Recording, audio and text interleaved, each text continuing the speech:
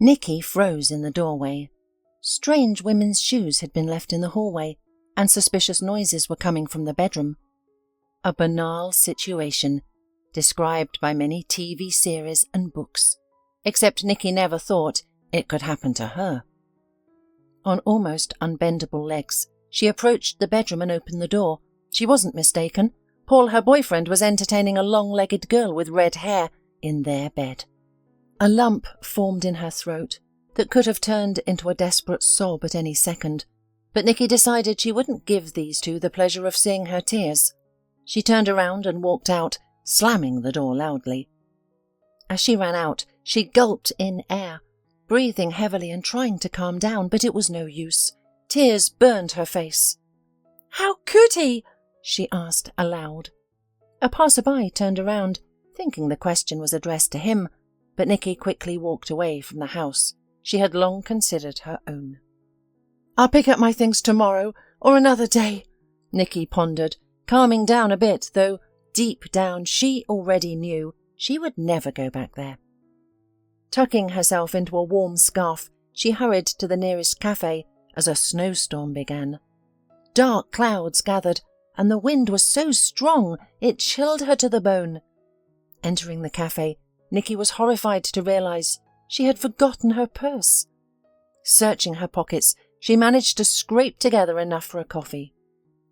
"Without a man, and now without even money," she thought, taking a sip of coffee. "Good thing I slipped my phone into my pocket, or I'd be without communication too." When she warmed up a bit, the waiter announced the cafe was closing soon. Nikki shivered looking out the window. The blizzard was in full swing, and this winter was especially snowy and frosty. She couldn't go home. She didn't want to see the man who had betrayed her. In her pocket, along with her phone, was a bunch of keys, one of which was to her office. With a plan in mind, Nikki hurried to the publishing house, where she had worked for years. "Who's there?" asked an elderly security guard. "Oh, Nikki, I'm sorry I didn't recognize you. What brings you here at this late hour?" "Mr. Wells, may I sleep in the study?" Nikki asked, her voice shaking from the cold. Mr. Wells had worked as a security guard at the publishing house for years. He was kind and cheerful, and all the employees loved him. "Of course, Nikki," he fussed. "How can I leave you out in the cold? Come in. I'll put the kettle on. You're shivering all over. You'll get sick that way." Nikki opened the office, took off her down jacket, and had a cup of herbal tea, carefully brewed by the guard. She valued her work very much. Paul was a director of the publishing business, while Nikki, having graduated from journalism school, joined Paul's staff and later became editor-in-chief. She quickly gained authority and respect among her colleagues, because she often took on Paul's responsibilities. She was always eager to help him, especially since they started dating.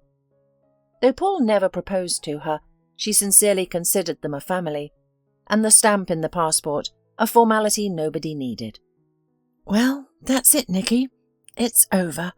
The man you thought was the love of your life has turned out to be a scoundrel and a traitor," she said in a low voice, and laughed nervously. The picture of betrayal came back to her eyes again and again, and locking herself in, Nikki finally gave vent to her feelings. In the morning she was awakened by a noise in the waiting room. The door was banging loudly. "Open up! Nikki, open up, I said!" Paul shouted. The woman's heart pounded frantically. She didn't want to open the door, but she had to. Paul entered the office without closing the door, even though employees were coming to work. "Why didn't you spend the night at home?" Paul asked. Nikki stared silently out the window. She was afraid he would see her tears. "But no, I won't give him that pleasure," she thought, trying to look at Paul nonchalantly. "Didn't mean to distract you, Mr. Talley, from important business." "Don't sweat the small stuff, Nikki. I'm a man, and my male nature couldn't wait for you to give me time. Think about it. One day you're tired, then you're working, then something else. And what do you offer me?" "Are you saying it's my fault you brought some girl into our house?" Nikki felt like she was having a hard time breathing. She had assumed anything, but For him to turn around like this was too much. She decided to end the conversation and tried to leave, but Paul literally pinned her against the wall. "Where are you going? Do you really think I'm just going to let you go?" he asked defiantly. "Let go, Paul. It's over. I don't want to see you again." Nikki tried to free herself from his strong grip, but couldn't. "Have you thought well, Nikki?"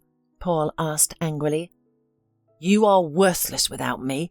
Remember what filth I got you out of? Do you want to go back to the swamp you grew up in? No one will give you a job in this city without me." Nikki was silent, trying to hold back tears. She had no family at all. Paul was the only person close to her at the moment. Her parents were gone when Nikki was very young. She was brought up by her grandmother, who also died not long ago. He knew how hard she bore the loss, and now he was hurting her again. "It's a shame I didn't see you for who you are after all these years," Nikki said, and feeling him loosen his grip a little, she broke free and ran away, unable to hold back her sobs. After running a decent distance from the publishing house, Nikki stopped. Her thoughts were confused. "Oh, how could he?" was the only question in her mind.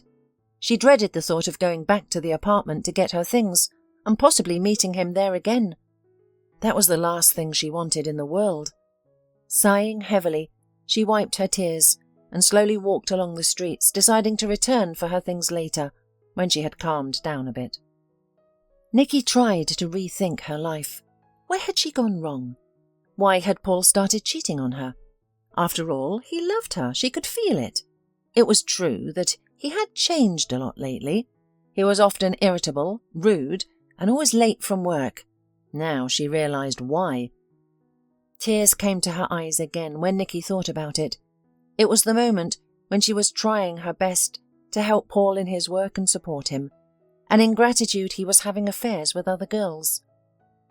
Coming to the flower store, Nikki stood still for a moment, watching the men choose flowers. Looking at her reflection in the window, Nikki smiled sadly. She saw a sad woman with eyes puffy and swollen from tears, with smeared mascara. Turning away from the window, she quickly walked away, immersed in her sad thoughts and not looking around her. Just at that moment, a man came out of the store with a huge basket of white roses, and Nikki collided with him at full speed. Some of the flowers scattered, and Nikki fell. "Watch where you're going," the man said irritably, but nevertheless offered his hand to help her up. At that moment, when he touched her hand, something happened to Nikki that she had been trying to forget all her life since she was a little girl. Her lungs burned, she felt dizzy, and her chest was on fire. She couldn't get up. Her body felt like cotton, and her arms and legs wouldn't obey. Only one picture kept changing in her mind. Nikki saw that the man standing next to her was burning in a black car. The flames seemed to be consuming him, and he was screaming. Feeling all his pain herself, Nikki lost consciousness. When she woke up, the first thing she saw was the concerned face of the very man from her vision. "Oh, you petrified me. You need to go to the hospital. Why don't I call you a cab?" The man smiled amiably. "I'd take you myself, but I can't. I'm rushing," he said, taking out his cell phone to call a cab. "Please, stay at home tomorrow. You are in danger," Nikki whispered. "You must have hit your head. You should see a doctor after all," said the stranger. "No need, I'm fine." Nikki stood up and realized she was on a bench by the bus stop. "I guess when I passed out, he carried me here," she thought. The man shrugged and headed towards a black car parked nearby. "Wait!" shouted Nikki and rushed toward him. "I realize that you will probably think I'm crazy, but I beg you to listen to me. You must not go anywhere in this car tomorrow. I implore you, please, or your life will be in danger." The man smiled, clearly confused by what he heard. "Young lady, would you please go home? You really are overworked," he said as he turned around and got into the car. Nikki sighed heavily. He didn't believe it. Of course, she would have thought she was crazy too if she didn't know about her gift. Trying to get her thoughts in order, Nikki wandered toward Paul's house. She had to get her things. She had a small apartment on the outskirts of town that she rented out to tenants, so called them and let them know she needed her apartment in 2 months. Of course, she was sorry to kick out people who were very decent. After all, they had been renting the apartment for a long time, paying faithfully and keeping it in perfect order. But nothing could be done. She had to live somewhere. The closer she came to the house where she had lived for the last few years, the heavier it became on her soul. But when she inserted the key into the lock, she was stunned.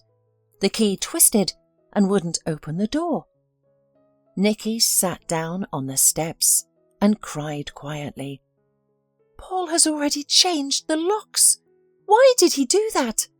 After all, it was he who cheated on her. She sat there on the steps until late at night, waiting for Paul, but he never came home.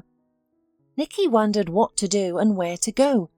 Of course, she had an old house in a village outside the city where her grandmother lived, but it was quite dilapidated, even at that time. Her grandmother had saved all her money to buy her only granddaughter an apartment in the city, and now what had become of it? Nikki had been there since her grandmother died.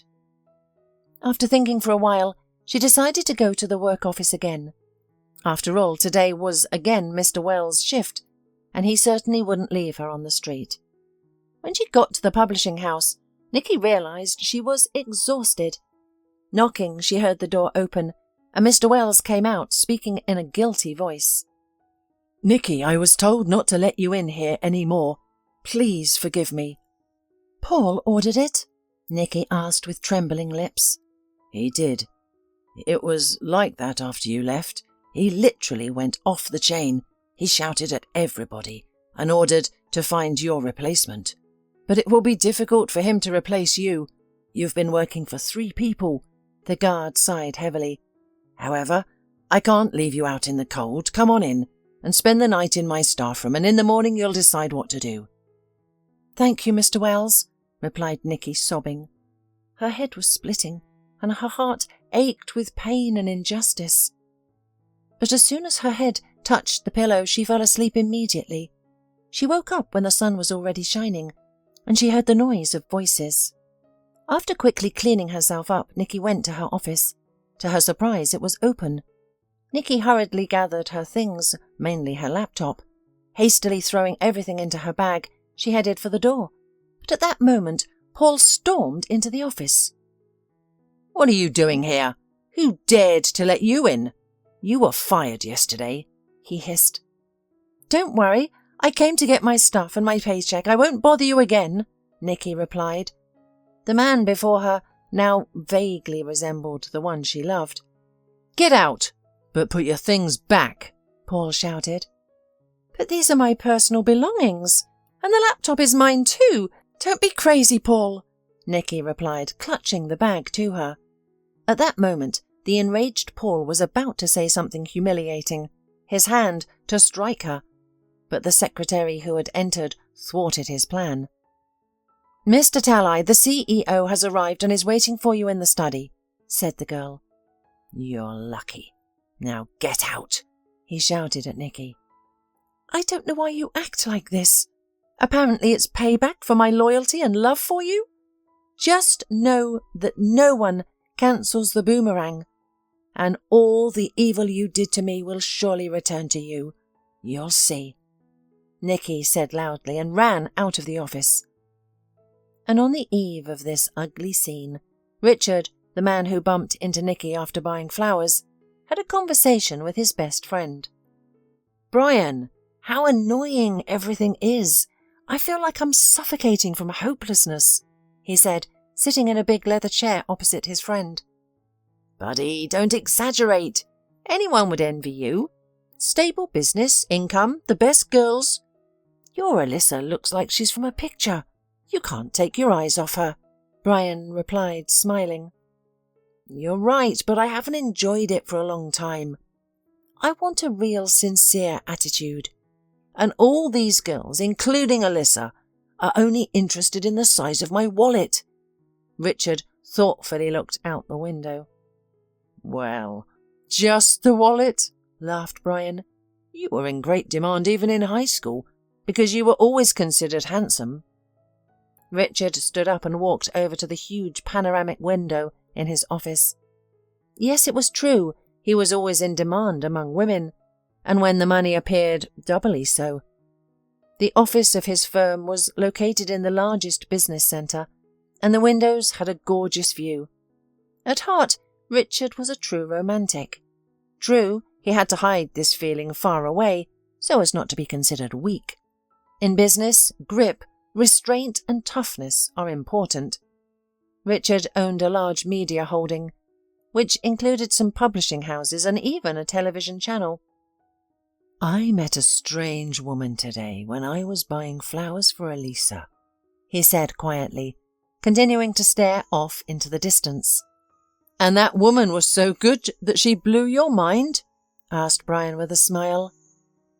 "That's not the point. I didn't even get a good look at her, but I can't get her words out of my head. Can you imagine? She said I was in danger." Brian laughed. "Well, friend, it looks like things are terrible. Do you believe in fortune-tellers and gypsies now? Besides, we have an important negotiation tomorrow, remember?" "Yes, I remember everything." Richard waved away. "By the way, we also need to stop by that publishing house we bought 2 years ago. They complain about it, saying the manager there has got completely off the rails. They say he's embezzling money. We need to get to the bottom of this." The friends said goodbye and Richard went home. At the door he was met by Elisa, who threw herself on his neck and affectionately chirped. "It's good that you're home. I missed you so much. Thinking about you all day." She hung on Richard's neck and began to kiss him. "Elisa, stop it. I'm actually tired," Richard said, pulling away from her. "You're such a bore, Richie, and why do I even love you?" Elisa said, playfully pouting her lips. "And do you love?" Richard asked, looking into her eyes. "What do you mean by that?" Elisa began to get angry. Not getting an answer, she continued, "You are always dissatisfied and tired, as if you are some kind of old man." Richard walked to his room and then turned around and said, "I don't keep anyone.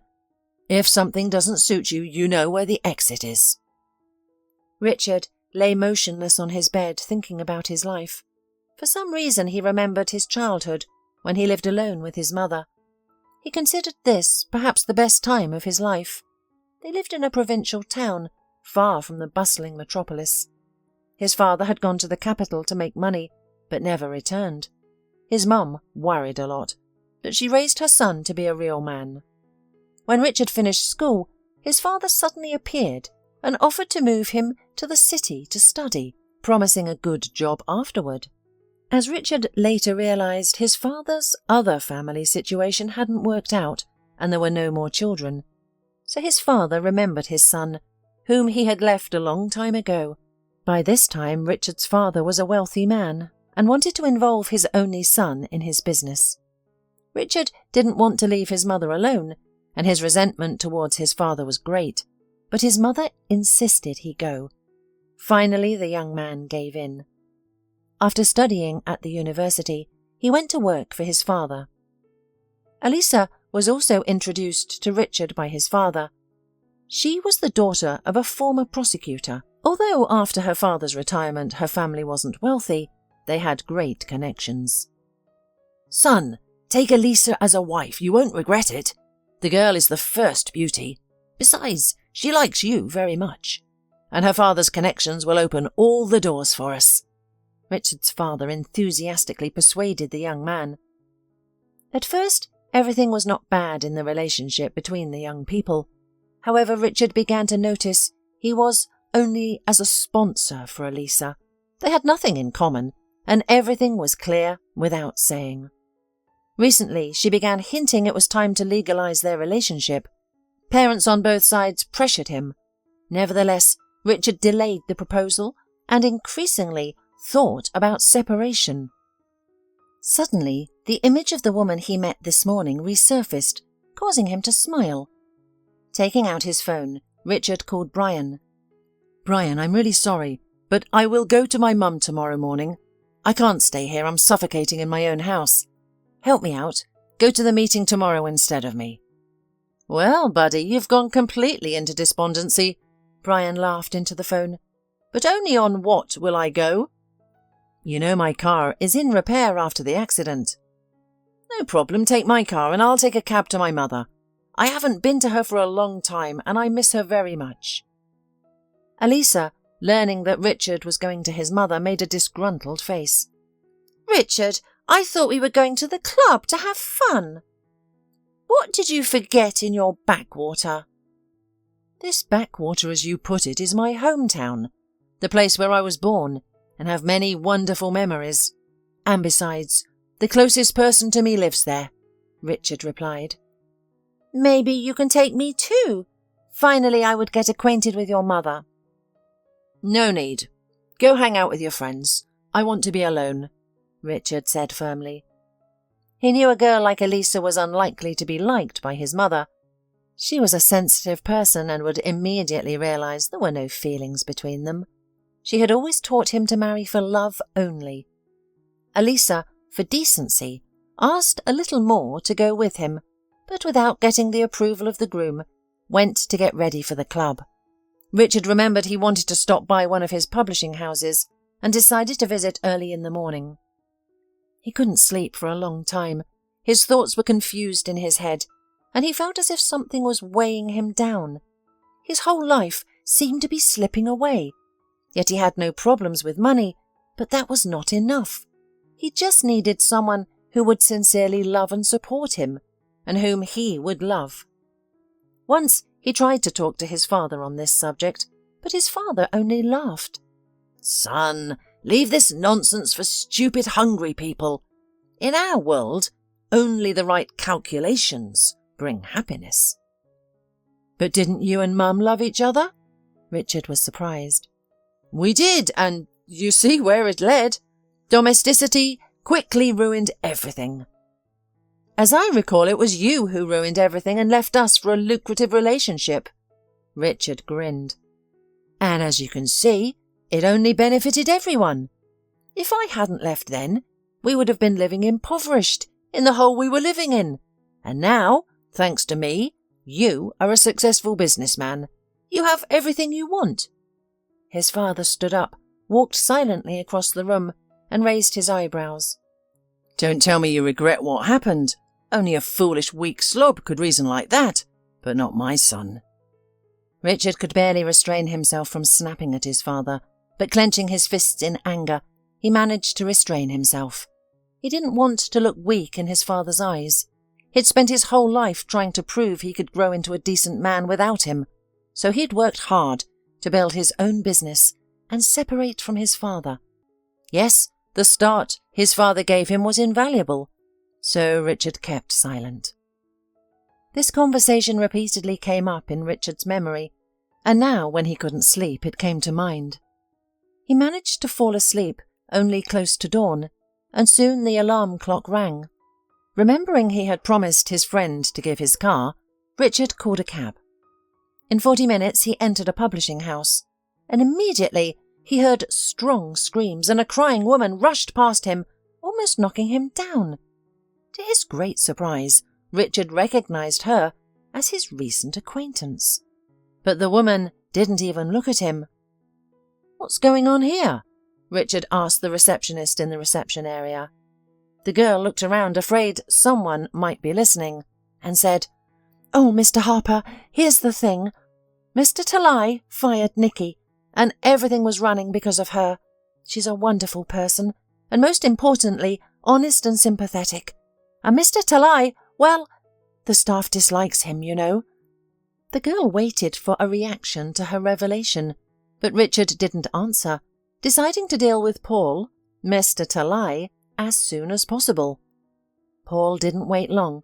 He came rushing in a couple of minutes. Richard stared intently at him. "What is it, Mr. Talai?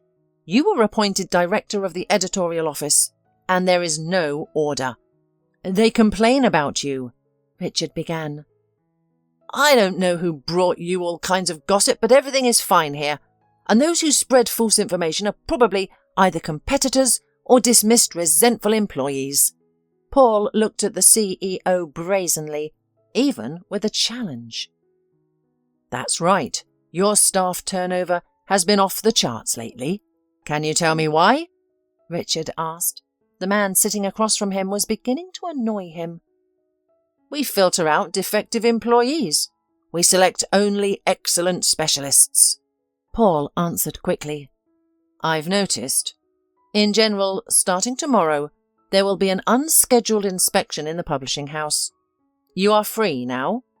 Paul obeyed, but Richard had time to notice how he visibly tensed up. Making a couple of calls to the central office, Richard ordered the best specialists to check this publishing office. Before leaving, he requested the case of Nikki from the personnel department, and then went to his mother's place, prudently stopping by a store to buy everything necessary. The anticipation of meeting a loved one warmed his heart. The place where Richard spent his childhood and youth had not changed a bit since his last visit. Unfortunately, he couldn't come often due to his busy schedule. After paying the cab driver, Richard stood for a while near the 5-story building he had often offered his mother to move in with him, or to buy an apartment in a newer, modern building, but she always refused. Breathing in the aroma of the frosty day, Richard smiled and walked into the entranceway.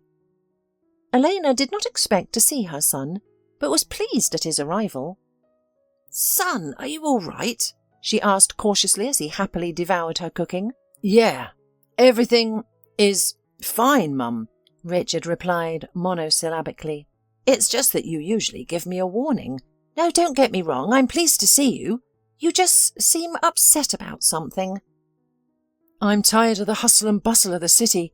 I haven't seen you for a long time. I missed you," Richard smiled childishly.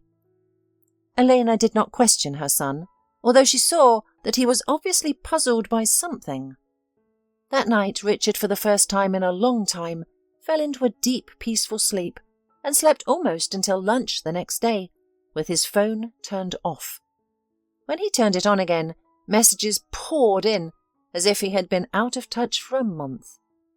"Call me back right away." There were at least a dozen such messages from Brian. Among them were messages from Alyssa, but Richard decided to deal with them later.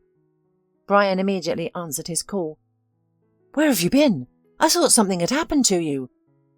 "You've got everyone on edge," Brian shouted into the phone. "Wait, what happened?" Richard was surprised. It turned out that Richard's car had been in an accident and could not be restored. In the evening before going on business, instead of Richard, Brian remembered that he forgot important documents in the office, so he asked the driver to go get them. But the driver got into a terrible accident, and he was in the ICU now. According to the preliminary version, the car had damaged brakes and a gas tank. The car caught fire.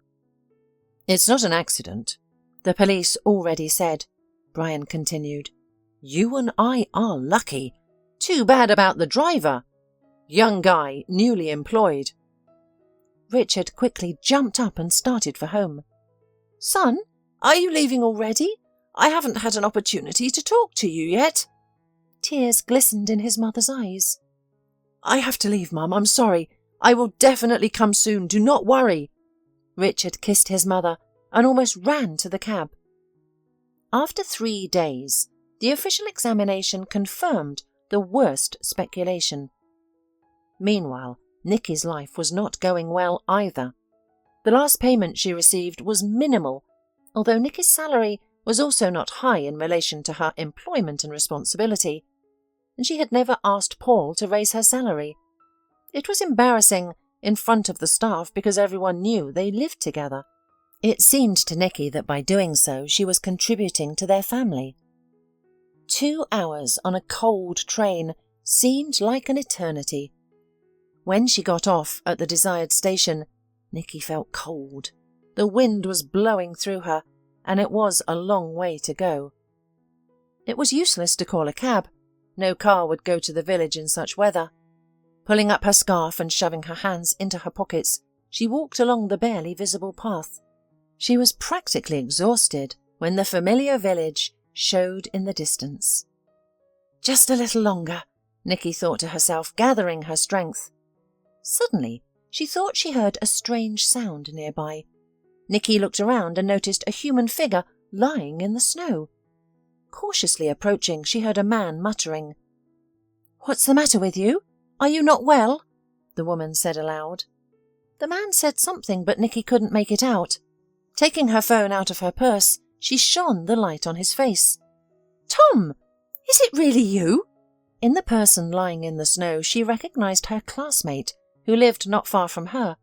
In childhood, they were very friendly, and in their youth, Tom even confessed his love to her. Later, her grandmother said that he went down a crooked path and started drinking. Now, Nikki realized that the guy was dead drunk.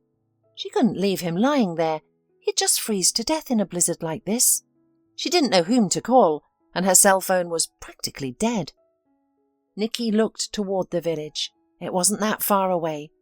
She couldn't lift the man, so tearing some plastic bags and tying them together, she turned Tom over and laid him on top of the bags.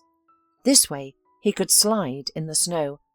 Her strength was leaving her, and her hands were stiff without gloves. After an hour, she managed to drag him home. Knocking on the window of his house, Nikki saw Mrs. Martinez, his elderly mother. Together they carried him inside. The woman thanked Nikki for a long time, trying to persuade her to stay the night, but Nikki hurried to her home. The shriveled gate and peeling paint made the house look uninhabited. Finding the key in its usual spot, Nikki sighed with relief. The house was cold and damp. One window was broken. There wasn't much wood in the stack, but it would be enough for a few days. Nikki quickly heated the stove and looked for something to fix the window. Apart from a piece of old linoleum, nothing could be found in the back room. Deciding to make do with it for now, she set to work. After a while, the window no longer let in the cold, and the heat from the furnace gradually filled the house. Nikki lay down on the bed and fell asleep. She woke up with unbearable pain in her hands. They were not their usual colour. Nikki realised she had frostbite. At that moment there was a knock at the door. On the threshold stood Mrs. Martinez with a basket in her hands. "Nikki, hello, I'm sorry I didn't have an opportunity to thank you yesterday. Before I put my son to bed you'd already run away." "Well, I didn't do anything special, only what I should do. I couldn't leave him in the cold." Nikki smiled embarrassedly. "You can come in, but I don't have anything to treat you with. I'll go to the store today and get some provisions." "Oh dear, but the saleswoman won't open the store in this weather. Here, I've brought you some goodies. Homemade chicken, eggs, milk and cottage cheese. I also brought some herbal remedies. You'll have tea and jam." The elderly woman put the basket on the table. Nikki took out the goodies and thanked her neighbour. Still, the world is not without good people, she thought to herself. "And what brings you here, my little girl, especially in such bad weather?" Mrs. Martinez asked. "The circumstances turned out so," sighed Nikki. She didn't want to share the details. Parting with her neighbour, Nikki began to clean and prepare dinner. The house was already warm enough. In an old trunk, she found her old sports suit. Grandma always put things in the trunk, saying everything in life can be helpful. How right she was. Thinking of Grandma brought tears to Nikki's eyes. It was as if she knew everything in advance. It was not without reason that people treated her warily in the village, but everyone respected her. No one knew about her gift, only her granddaughter. The rest could only guess. Meanwhile, Nikki's hands ached more and more. Her throat began to hurt, and by evening she felt feverish. There were no medicines in the house, only herbs brought by a neighbour and a little jam. Waking up in the morning, Nikki felt even worse. Her strength was almost gone. The fever didn't subside. She periodically slipped into dreams, often of her grandmother and their times together. Her parents died when Nikki was almost 7. The bus taking them to work overturned and fell into a ravine. Everyone survived except Nikki's parents. It was as if her grandmother knew it would happen. Once, as an adult, Nikki asked her why she didn't dissuade them from going, if she knew everything. "It's not in my power to decide people's fates, granddaughter. You can't escape fate, no matter how bitter it is." From then on, they lived alone with her grandmother. The old woman took care of her granddaughter as best she could, and even managed to buy a small apartment in the city for her. Nikki adored her grandmother and tried to help her in everything. Nikki later learned she also inherited her grandmother's gift. Visions were rare, but very frightening to her. Nikki felt she was on fire, but had almost no strength to get out of bed. There was a knock at the door. Nikki tried to lift her head, hoping the person at the door would help her. Gathering her last bit of strength, she slowly made her way to the front door. The knock was repeated, but as she opened the door, she lost consciousness. And 15 minutes before, Richard had been desperately driving around the village looking for the house he wanted. There were no numbers on the houses or street names, so Richard almost lost hope of finding his. Knocking at one of the few houses with a light on, Richard hoped to find out something about her. The elderly woman who opened the door let him in. "I only know one girl named Nikki whom you might be looking for," she replied. "It's mostly old people who live here, and people like my son." She nodded at a man snoring loudly on the bed. The smell of booze in the room spoke for itself. "Can you imagine? Nikki recently saved my dummy from a cold death. She dragged him on her back when she found him in a snowdrift. Thank her for me once again. I can't go myself. I've been sick for 3 days and can barely get up." Now Richard knew which direction to go. Finding the right house, he noted that the door was covered with snow, and only a dim light indicated someone was inside. No one answered the knock, so he knocked again before hearing footsteps. The woman opened the door and then collapsed. Richard managed to catch her and carried her inside to the bed. Her face was pale and she clearly needed to go to the hospital immediately. The SUV he borrowed from his father could easily handle any snowdrifts. Wrapping the woman in a warm blanket, he carefully placed her in the back seat of the car and headed to the hospital. Richard carried her into the emergency room in his arms. "A separate room, medication, I'll pay for everything. I beg you, help her," Richard pleaded. "Don't worry, it's our duty," replied the doctor. Nikki was taken away with a promise to update him on her condition as soon as they knew more. All the way home, Richard thought about her. Not every woman would risk her health to save some alky, he thought. When Nikki opened her eyes, she couldn't figure out where she was. It took a while before she realized it was a hospital. Her hands were completely bandaged, and a vein was connected to an IV drip. How she had gotten here was unclear. The nurse who entered smiled affectionately. "You've come to your senses at last. Now I'll call the doctor." With these words, she hurried out the door. The doctor examined Nikki for a long time, asking many questions about her well-being, particularly about her hands. "Well, Nikki, your condition was stabilized, and the development of pneumonia was stopped by drugs. For now, you should remain under observation until you recover completely. Rest," the doctor concluded, and left. Nikki stayed in the room with the young nurse who was changing the medicine in the drip. "Your husband is a good man. He brought you in his arms and raised the whole staff on alert. He got the expensive medicine. Any woman would envy you. And he's so handsome. Oh, I'm sorry," the nurse faltered, seeing Nikki's serious expression. "Husband, you say?" Nikki didn't understand what was happening. Recent events had been erased from her memory. It was difficult to believe that Paul could take care of her, especially after what had happened between them. But then, who? The next couple of days were the same. Procedures, injections, medications. The young nurse periodically brought treats her husband had given her, each time admiringly talking about him. Nikki was dozing when Richard entered the room. After 2 days, the woman looked different. There was a blush on her cheeks, and her breathing was even and calm. From the doctor, Richard learned that her hands were badly damaged and required long treatment. During these days, he had managed to learn a lot about her. He studied her file from the personnel department and talked to colleagues. Nikki felt his presence and slowly opened her eyes. "You?" she whispered. "Hi, I'm Richard. We never got to meet properly." He smiled. "I'm sorry if I offended you that day." It's me who should be sorry. I said a bunch of nonsense. You probably thought I was crazy, didn't you? Nikki replied. That's the thing. Now, I owe you a debt of gratitude. You saved my life, one might say. I never believed in such things, but your words made me cancel my trip. Thank you. Nikki was silent, unable to cope with the hitched breath in her chest. His touch was like an electric shock. She had only felt something like that when she first learned of her abilities in her distant childhood. Nikki remembered how frightened she'd been then, and her grandmother had calmed her down. She felt dizzy and slowly sank back onto the pillow. You'd better rest for now and not worry, Richard said caringly. Would you like me to read to you? He suddenly asked. Nikki nodded.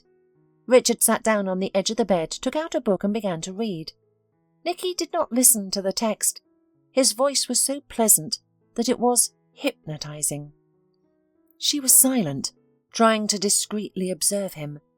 Today he looked different from the first time they met. Then he was wearing a suit and a strict overcoat. Now he wore blue jeans and a plain sweater. His hair was dark, medium length and neatly combed.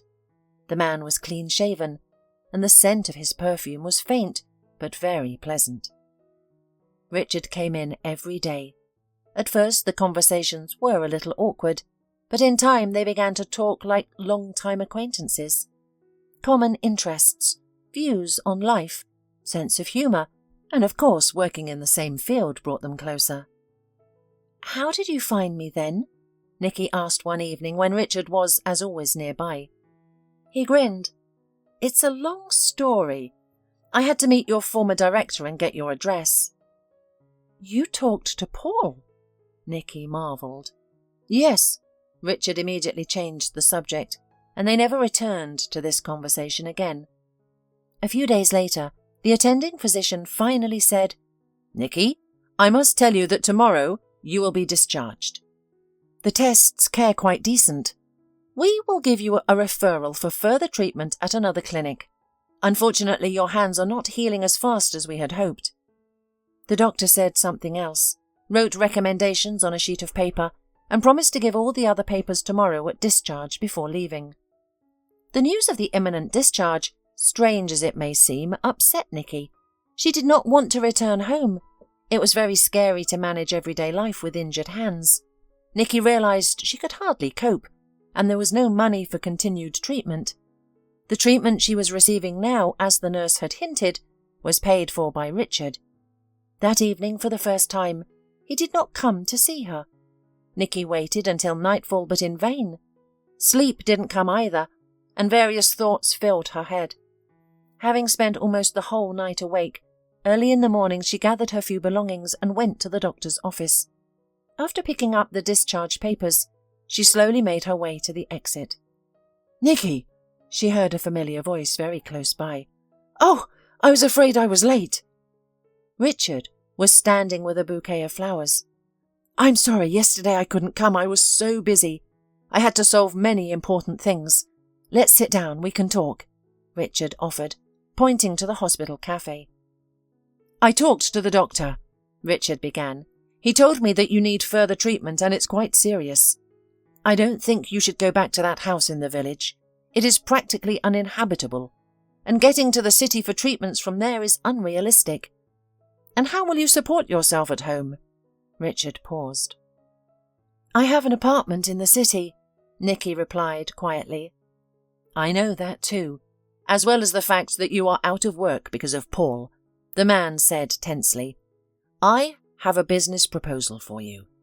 I offer you a job and accommodation in my house, he said, looking questioningly at her. What kind of work? Doing what? I don't really understand. Nikki was confused. Her mind was a complete mess. Nikki, you're an excellent specialist in your field. I'm sorry, but I had to make some inquiries. I have a very interesting project in mind, but I need the help of someone I can trust completely. That person is you. I have confidence in you, and you have the necessary experience. So far, only a minimal circle of people know about it. We'll discuss the details a little later." Richard covered her hand with his. "I have a big house. You will have your own room and workplace. You will visit all the necessary procedures so that you recover faster. Think about it. Isn't that the best way out of this?" "I don't know." Nikki looked into his blue eyes, and after a short pause she agreed, thinking to herself, whatever happens. She did not want to part with Richard. He smiled and exhaled with relief. "Then let's go." Nikki nodded and they headed to the parked car. It wasn't an SUV waiting for them in the parking lot, but a dark blue executive sedan. "Decided to change my image," Richard laughed, seeing the question in her eyes. It was quite far to their destination. They had a casual conversation, laughing and joking along the way. But the closer they got, the more serious Richard became. Finally, he stopped the car at the entrance to a private village. "Nikki, there's something else I'd like to tell you." Richard paused for a moment. "In the house besides me lives Alisa, my girlfriend." This information hit Nikki like a cold shower. A lump formed in her throat and her eyes watered. "I understand," Nikki replied in a shaky voice.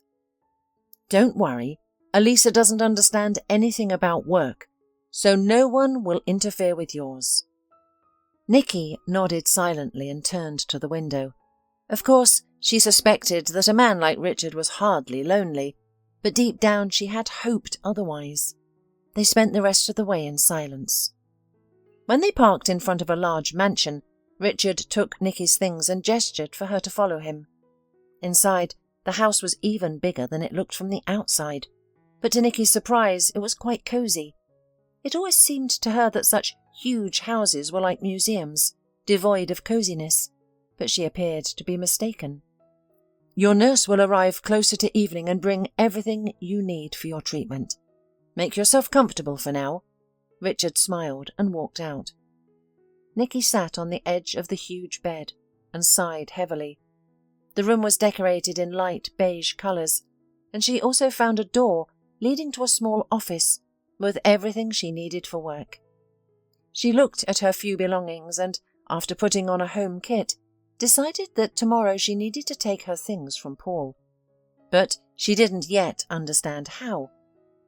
Toward evening, a nurse actually came to her, treated her hands, and gave her the necessary medicine. It was obvious that the woman was a professional, and she was also very pleasant to talk to, which Nikki now missed very much. When Nikki heard a knock on the door, she shuddered. It was Richard. He invited her to come down to the dining room for dinner. Nikki put on her slippers and followed him. At the table he smiled welcomingly, pointing to the seat opposite him. "Can you forgive me?" he asked. "For what?" Nikki didn't understand. "For almost starving you to death." Nikki laughed. "It's good for a girl to go dieting." "You don't need it," Richard winked merrily, glancing over Nikki's figure. "I see you're having fun," they heard a woman's voice. A young woman was coming down the stairs, approaching the dinner table. The cheerful mood quickly faded away. The woman walked up to Richard and kissed him. "Hello, darling. And I didn't know we had guests. Can you explain?" she asked defiantly. "Yes, this is Nikki, my personal assistant. She will live in this house because of the circumstances. And this is Alisa," he addressed Nikki. But Nikki seemed frozen in place. She looked at Alisa and couldn't believe her eyes. The woman had bright red hair and looked very much like the one with whom she had caught Paul. "Are you going to drag all the female workers to our house now, or is this one special?" Alisa asked defiantly. "To my house, you mean? Nikki saved my life, so I owe her a debt of gratitude." "Will that explanation satisfy you?" the man replied calmly. "Excuse me, I think I'll go to my room. I don't feel well." Nikki was heading to her room when Alisa's words reached her. "Richard, you're crazy. Look at her. What a helper. That dummy in the funny pyjamas." Alisa laughed nastily. Nikki did not hear the rest of the conversation, Her heart was pounding frantically. Maybe she was wrong about Elisa. Perhaps because there are many girls with such hair and she just imagined it. A little later, Nikki had dinner brought to her room. It was late in the evening. After eating a little, she realized she wanted some tea, a habit she had had for a long time. Opening the door, she went looking for the kitchen. There was a dim light in the house, which meant that most likely everyone had gone to their rooms. Finding the kitchen, Nikki made herself some tea. There was a huge fireplace in the living room, and the view from the window was spectacular. Without turning on the light, she went to the window. The huge windowsill was just right. Nikki cosily settled down on it and began to enjoy her tea. At such moments, she often remembered her grandmother. She remembered how she had first introduced her to Paul, and she had disliked him terribly. "This is not your man, granddaughter. He's rotten inside. You know, you'll cry with him," said her grandmother. But Nikki, in love up to her ears, did not want to listen to anything. Paul seemed to her a prince from a fairy tale, her first love. After graduation, Nikki moved into his apartment, renting out to her tenants. Paul got her a job in his editorial office, making her practically his right hand. As Nikki realized later, it consisted only in the fact that he shifted most all his duties to her, taking advantage of her efficiency and diligence. And so it was. Nikki adored her work, performing the daytime business and Paul's assignments, and could spend nights writing articles, editing, fully immersed in her favourite business. To her, an inexperienced girl, such a family life seemed ideal. Immersed in her thoughts, Nikki did not immediately notice the footsteps. "Am I disturbing you?" She heard Richard's voice nearby. He stood with a cup of flavoured drink in his hands. He was wearing a home robe, and his wet, dishevelled hair suggested that he had recently showered. She hadn't seen him like this before. The man took a seat next to her. "I can't sleep either," he said. "I like to sit in silence with a cup of tea before I go to bed." Think, dream. Me too, Nikki sighed. And I also like to look at the night sky, at the stars. Evenings like that inspire me to do something new. Richard smiled. You're a wonderful woman, Nikki. I've never met anyone like you before. Tell me, how did you realize I was in danger? Nikki had long expected to hear that question. I don't know how I did it myself. My grandmother had the gift of foresight or something. I guess I got it from her, only it was very rare, just a few times. She always said my visions were life-changing. That's it. No other explanation. Nope. Thank you, Richard whispered, looking intently at Nikki. The silence dragged on. I think it's time to go to bed, Nikki smiled, trying to lighten the mood. Yeah, sure. Get some rest. You've had a hard day. Richard wished her a good night and stayed in the living room. The next morning, Nikki woke up when the sun came up. Her arms ached, but not as much as before. Going to the window, she saw Richard heading to his new car. He was wearing a business suit today, just like when she'd first seen him. As if sensing her gaze, he turned around and looked at her through the window. Nikki smiled embarrassedly and waved at him. The man waved back and got into the car. Today, Nikki decided to familiarize herself with the work ahead, but first she should shower and have breakfast. Going downstairs, Nikki caught Elisa sitting at the table. The girl froze in indecision. You again? Listen, dearie. She turned to Nikki. This is a dining area for the owners of the house, not for the staff. Richard took you on loan to help with his work, didn't he? So please, have breakfast with the servants and don't spoil people's appetite. Nikki stood silently looking at Elisa. She had little doubt now that she was the one she had seen in Paul's apartment. Did I say something unclear? Elisa shouted. I'm sorry, I really should go, Nikki replied quietly, going into the kitchen. The cook made her coffee and gave her some sandwiches. Nikki took it all to her room, deciding to have breakfast there. The fallout from the meeting with Richard's fiancée was not pleasant, but by immersing herself in her work, Nikki was able to distract herself from her thoughts. A knock on the door interrupted her, and the maid brought in a huge bag, setting it beside the bed. "Here, take them," she said cheerfully, and disappeared behind the door. In the bags were Nikki's things. But how? How had they managed to get here? After all, they were at Paul's house. Mentally, she had already said goodbye to them, deciding to gradually buy everything she needed. While she was going through her things, happy as a child, her phone rang. "Hi," she heard a familiar voice say. "I hope all the stuff is there." "Hi, how did you do that?" "Never mind. I only called your former director and offered to prepare all your stuff," replied Richard cheerfully. "Thank you." Nikki imagined Paul's face at that moment and smiled too. Richard wished her a good day and hung up. The woman put all the things on the shelves and continued working. She broke away from the monitor screen only when it was getting dark outside, and voices were heard downstairs. She looked out the window and saw Richard coming out with his fiancée. Alyssa was dressed in a beautiful evening dress, and her head was decorated with an intricate hairdo. From the outside, the couple seemed perfect, two handsome, successful young people. Nikki could not tear her eyes away. Richard carefully sat his companion in the car without looking out the window, from which a pair of attentive eyes watched him. Nikki's stomach reminded her that it was time to eat, since lunch had been skipped, so Nikki went down to the kitchen. Maid Tara and cook Sarah were already eating dinner. Seeing Nikki, they invited her to the table. "The master asked me to tell you to be ready tomorrow morning. You will go to the doctor," Tara said. Nikki nodded, chewing a flavourful piece of chicken. "Sarah, you're just the queen of the kitchen. How did you manage to prepare such deliciousness?" She praised the cook. "Oh, Nikki, thank you for your praise.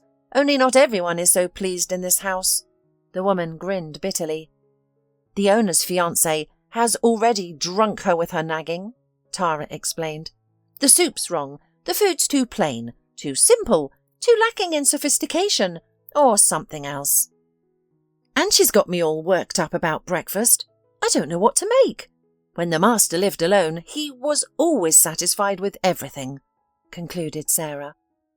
"But when that witch came into the house, no one is happy." Tara sighed heavily. "Listen," Nikki turned to the cook. "I have one recipe for delicious pancakes. The girls at work kept asking me to make them. I think it would be perfect for breakfast. I can share the recipe," she smiled. "I'd love to, baby," the woman cheered. After chatting a bit more in the kitchen, Nikki returned to her room. Richard and Elisa came home past midnight. Nikki did not sleep. She was immersed in work, so she heard the sound of a car pulling up. That Elisa cheated on Richard was clear, but Nikki decided not to tell anyone about it. It's someone else's relationship, and meddling in their affairs was not her habit. Although tormented by a heightened sense of justice, she wanted to do it, but stopped in time. Getting up early the next day, Nikki got ready for the planned visit to the doctor. After applying discreet makeup and styling her long hair, Nikki put on classic pants and a blouse, not forgetting the heels.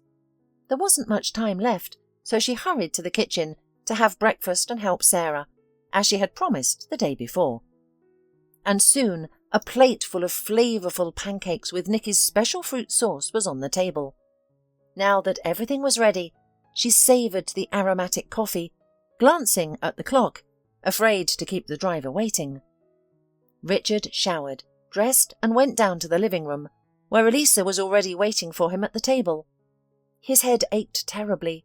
Last night did not bring the desired pleasure. Lately, joint outings with Elisa strained him. They rarely had breakfast together, so he was surprised. "I'm really surprised, and what made you get up so early?" asked Richard. "I decided that we don't spend enough time together, and eating together might make us closer." "Where's Nikki?" Why isn't she at breakfast?" "As far as I know, she should be up by now," Richard asked, changing the topic. "Don't you think servants don't belong at the same table with us?" Elisa looked at her fiancé defiantly. "She's not a servant. I thought I told you. She saved my life.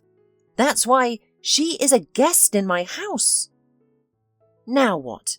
Am I supposed to put up with this mongrel next to me? Have you seen the stupid pyjamas she wears?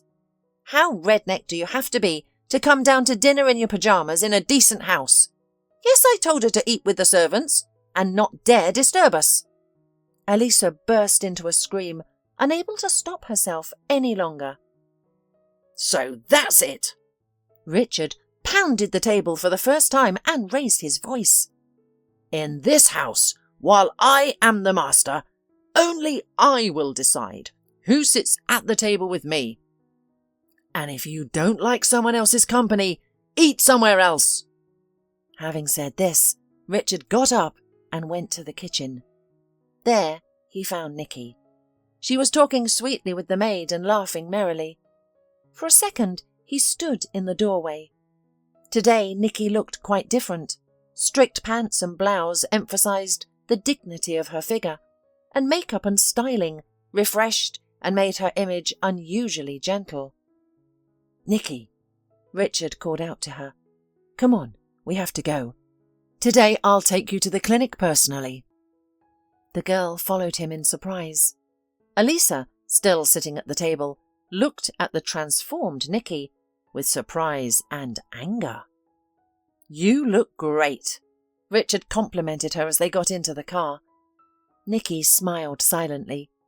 It took them almost an hour to get to the clinic. Then they waited to see the doctor. By the time the doctor examined Nikki, both of them were exhausted and hungry. "You see," the doctor said, "that the wounds will soon be completely healed, and you will be able to live as before," Richard said cheerfully. "Yes, thank you very much. If it hadn't been for you, I don't know what would have happened to me," Nikki sighed. "Let's not dwell on it. I've only repaid your kindness. Now, let's have lunch somewhere, or we might starve to death," Richard joked.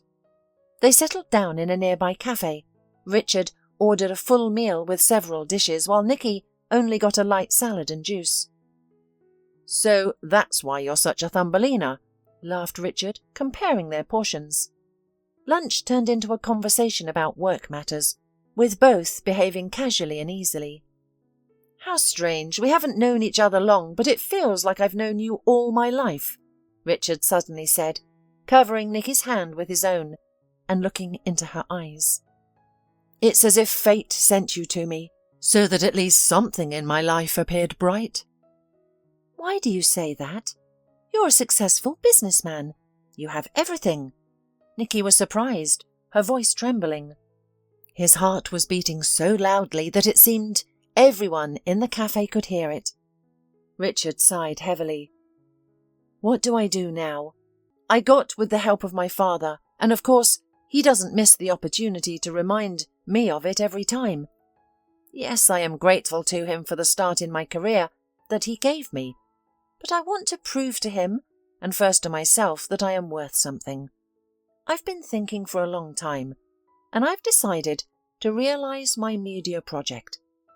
I want to launch TV channel and an advertising agency. In general, there are many ideas, and I want you to help me. No one knows about it except you. I want it to remain a secret, at least for now." "You mean Elisa doesn't know either?" Nikki asked, dumbfounded by the information. "No. Why not? You're getting married, aren't you?" "Elisa is far away from all this. She thinks money falls from the sky," Richard replied briefly. They stayed there for some time, making plans and discussing the best ways to make it real. They couldn't return home until dinner time. Elisa, who was watching them from the window, was literally choking with anger. Everything was collapsing before her eyes, and Richard was noticeably cooling toward her. Elisa ran out to meet them as soon as Richard and Nikki entered the house, throwing herself at him, she affectionately said. "Beloved, I missed you so much. I didn't have dinner without you. I'll order them to set the table. Nikki, I hope you'll join us." "I think I'd rather eat in the kitchen," Nikki replied. "Have dinner with us, please?" Richard asked. Nikki nodded, unable to refuse him. After changing into her favourite pyjamas, Nikki went down to dinner. Everyone was already at the table waiting for her. Looking at the guest, Alisa tried to suppress a laugh, although it did not go unnoticed. "Sarah, I'd like for breakfast tomorrow those wonderful pancakes from this morning. They remind me of a taste from my childhood." Richard smiled. "Mr. Harper, with pleasure. Except it wasn't me who cooked them, but Nikki," justified the cook. "Really?" The man was surprised, looking at Nikki. "To all your virtues, you also cook perfectly," he praised. Nikki smiled embarrassedly. "You're exaggerating. It's just that we never had a cook." "I didn't like the pancakes at all. They're very greasy, and the calories are too high to imagine. You should be less fond of baking, Nikki, or you'll turn into a fatty," said Alisa sarcastically. "By the way, Nikki, tell me, please, at what market did you buy those funny pyjamas? Every time I see you in them, I can't help laughing." Alisa laughed unpleasantly. "They were given to me by a very nice person, so it is dear to me. Unlike you, I was born into a simple family where comfort was valued much more than ostentatious outfits and pathos. If you'll excuse me, I think I'll be going. I'm a little tired." Nikki walked out and quickly headed for her room. "Why do you keep picking on her? Aren't you tired of it?" Richard asked. "I was just asking. I can't stand these country ways." "Oh, yeah? Did you forget that I am also from the province? Maybe you dare me. Nikki has a great education, excellent work experience, and a responsive heart. And what can you do?" Richard raised his voice. "Maybe you want to trade me for this provincial girl. And I thought, why did you bring her here? Now it's clear." "I hope you don't regret it," Alisa said, leaving the dining room. Richard couldn't sleep. Tonight he lay down in the living room. Nikki was constantly on his mind. It was easy and comfortable with her. He could be himself, and he was also insanely drawn to her. They had spent a lot of time together the last few days. Probably still in the hospital, he realized she was not just a random person in his life. In the morning, Richard woke up with a heavy head. Adding to this was a call from his father, who asked for a meeting in a disgruntled voice. The day promised to be full. Recently, communication with his father did not bring positive emotions, only reproaches and claims.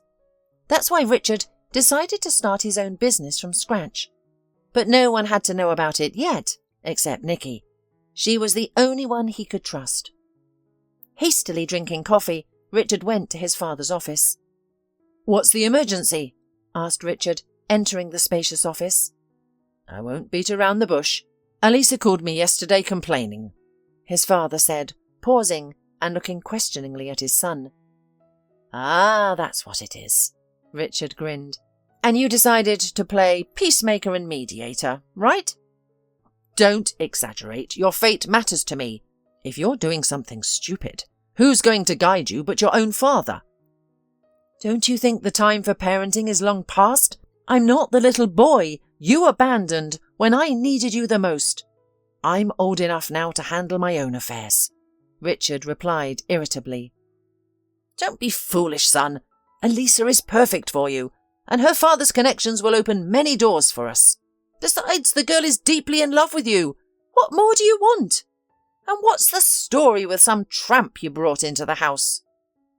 Richard looked intently at his father, and barely holding back to keep from screaming, said, "Nikki is not a tramp, but a very intelligent and decent woman, and who I bring into my house is up to me." He stood up and headed for the door, I hope we understand each other, he said and left his father's office. He felt awful. He didn't want to see anyone.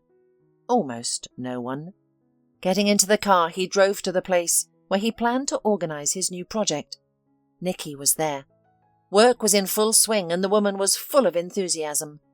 Richard saw her leaning over the papers and involuntarily admired her. Pouring 2 cups of coffee, Richard knocked on the office door. Nikki smiled. "You can enter without knocking. You're the boss." "You were so enthusiastic I didn't want to scare you. Besides, you got into the job so fast.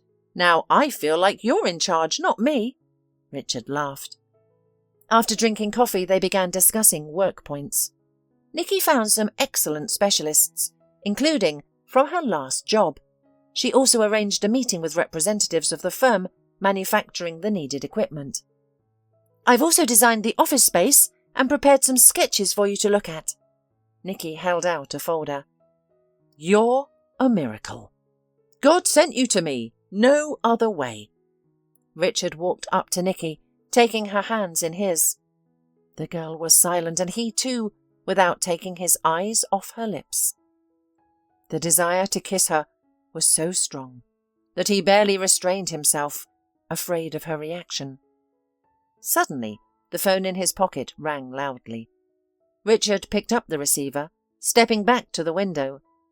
From his pale face and the excitement in his voice, Nikki realised something bad had happened. "There's trouble with Mum. The hospital called. I need to go right away." "Sure, if you need help." Nikki didn't have an opportunity to finish the sentence. "I'd like you to be there for me, please." Richard took her hand and Nikki, taking her outer clothes, followed him. It took them quite a long time to reach their destination. Despite winter coming to an end, the weather was really wintry. Heavy snowfall literally covered the road, paralysing traffic on some parts. Richard's phone rang several times, but he rejected the calls. They arrived at the hospital almost at night and went straight to the attending physician, who said that Richard's mother had had a heart attack. After describing the situation, the doctor authorised a visit in the morning, as the woman was conscious. "There is no point in going back. The roads are completely snowed over." Richard addressed his companion. "Let's spend the night in Mum's apartment, if you don't mind, of course." Nikki didn't oppose. She couldn't imagine her life without this man. Strange, but not so long ago, she thought she loved Paul. And now, she tried to chase away thoughts of Richard. He had a fiancé, but when he was near her or touched her, every cell in her body responded. She liked everything about him. His velvet low voice, his smell, his smile, and his eyes. Nikki had never experienced this with Paul. She certainly liked him, but there had never been such an incredible attraction, not even at the beginning of their relationship. In the building where Richard's mother's apartment was, there was a 24-hour supermarket where they stopped to buy some food. The small apartment was unusually clean and cosy. Nikki noticed it at once. Richard immediately changed into home clothes, which suited him well. A simple t-shirt and shorts looked good on his figure. Nikki admired, trying not to give herself away, although her heart was ready to jump out of her chest. The apartment was full of photos of Richard at different moments of his life. While Nikki settled in, Richard began to prepare a simple dinner. "Richard, if it is possible, I would like to take a shower," Nikki asked hesitantly. "Sure, the bathroom's over there," he showed her. "But I don't have a change of clothes," Nikki said, embarrassed. "I don't think anything from my mum's closet will fit you," he smiled. "Maybe my t-shirt will be helpful? You're so petite. It'll be like a dress." When Nikki was in the shower, she got more and more worried, imagining that they would have to spend the night in the same apartment. When she finally appeared in the kitchen doorway, in a t-shirt with a towel on her head, dinner was ready. Richard froze when he saw Nikki, flushed after the shower. "My clothes suit you very well," he said at last, without looking away. "It smells perfect." Nikki tried to lighten the mood. I'm not sure if it's edible, but we have no choice. Richard smiled. Surprisingly, everything was delicious. During dinner, the tension eased a bit. Richard discussed the years he had spent living in this apartment with his mother. He even shared about his difficult relationship with his father and childhood offences. Nikki listened attentively, not interrupting. Richard opened up to her in an entirely different way. After dinner, Richard showed photo albums, telling stories associated with each photo. "You were lucky. You had a wonderful childhood and a wonderful mother," Nikki said thoughtfully. "Take care of her, because family and relatives are the most precious thing a person has. I would give a lot to have my loved ones near me, but unfortunately, it's impossible." A tear rolled down Nikki's cheek. Richard touched her cheek and wiped the tear away. She looked so defenceless at that moment. He wanted to hold her and protect her from everything. Instead, Richard suddenly leaned over and kissed her. The kiss was filled with tenderness and passion that both of them could barely handle. Nikki responded to the kiss.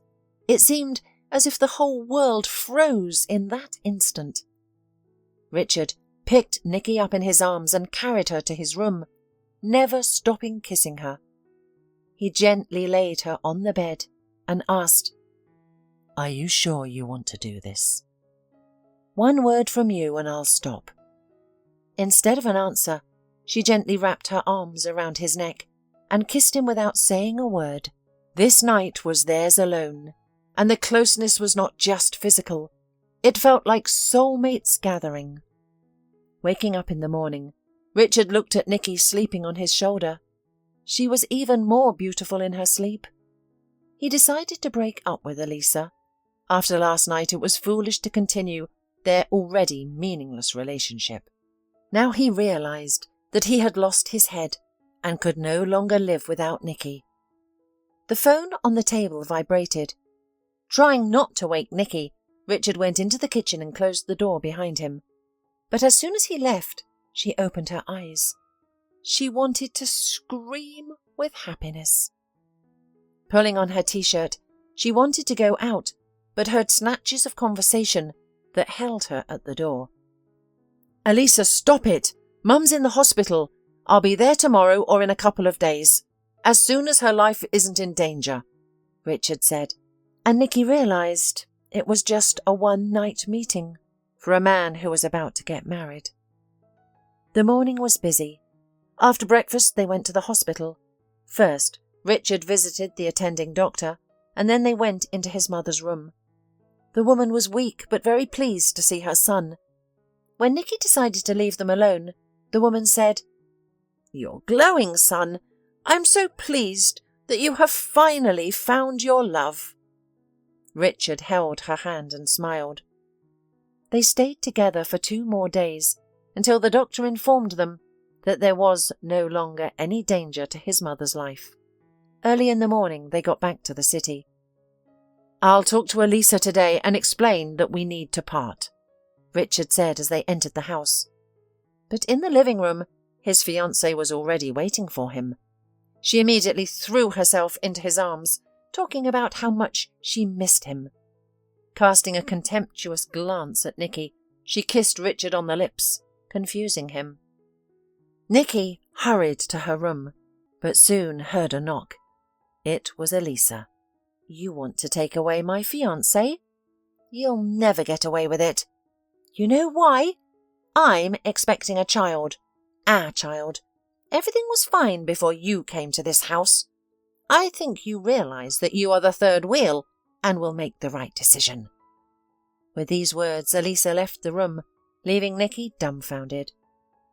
2 hours later, Nikki's things were packed, and she was waiting for a cab.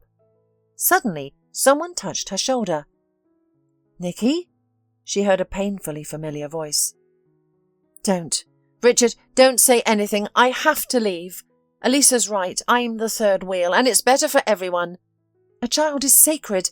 I'll never get over it." Nikki's voice trembled.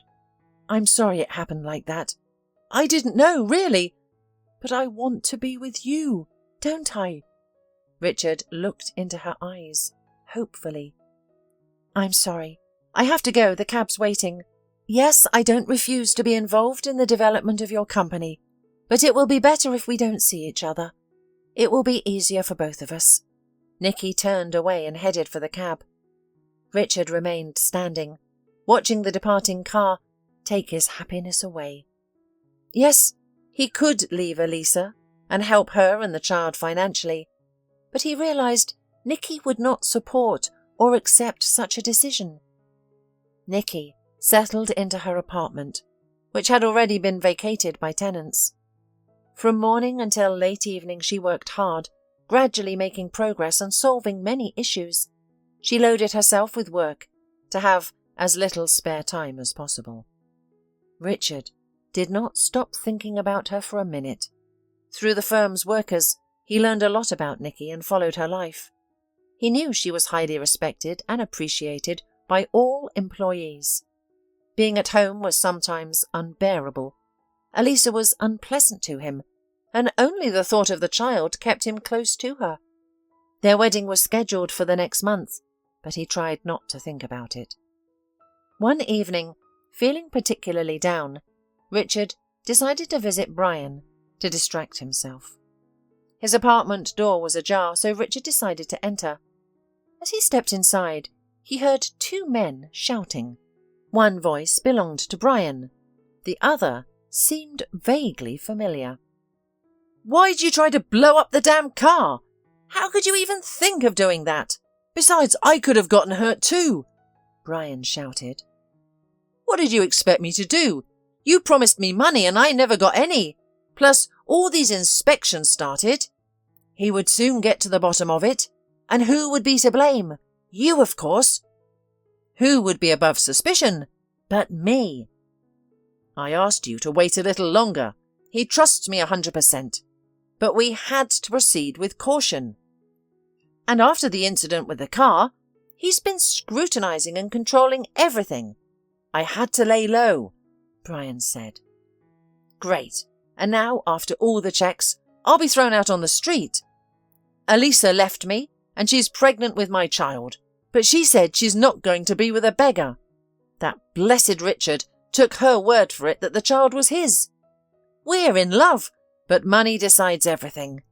Either you pay me right now, or I go and tell him what a good friend he's got." Richard entered the room, and both men froze in shock. Brian's interlocutor turned out to be Paul, Nikki's ex-husband. "And I really thought you were a friend." "Almost a brother," Richard turned to Brian. "Too bad." That same evening, Richard kicked Elisa out, and in the morning his father called, threatening to take away the company if he didn't change his mind. "Take it away. I'm tired of your control. I don't want to see any more of you." Having said this, Richard disconnected the phone, took his car keys, and drove to a familiar address. Nikki immediately opened the door. "Sorry, I'm a fool. Elisa is not pregnant with my child, and I can't be without you." Nikki was silent, and a tear ran down her cheek.